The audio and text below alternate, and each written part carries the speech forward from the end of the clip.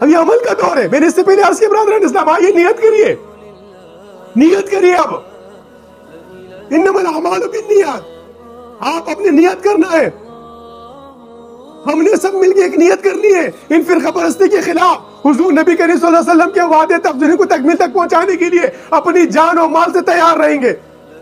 دین اسلام کی اس سرزمین پہ قائم کرنے کے لیے اس کی قدرت، اس کی طاقت کو. برادران اسلام، ہم نے متحد ہونا ہے. امت مسلمہ کے مذہبی حلقے کی فرض ذمہ داری ہے.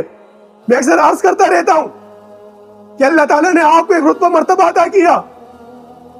تمام امت مسلمہ سب بات کے پیچھے کھڑے ہوتی ہے، ایک قدم آپ آگے ہوتے تو اللہ نے کتنا رتبہ آپ کو عطا کیا.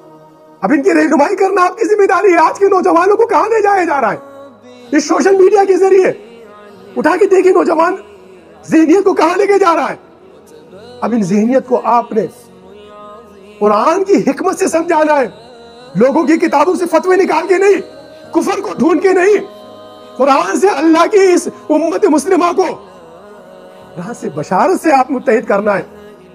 جب نور حق نمایاں ہونے والا ہے، جس طرح کعبے کے بتوں کو گرایا گیا، ہندوستان کے بتوں کو گرانا ہے. یہ ان کی مذہبی کتب میں لکھا، یہ ان کی پالیسی صرف یہی ہے. ہم کو آپس میں لڑا رہے.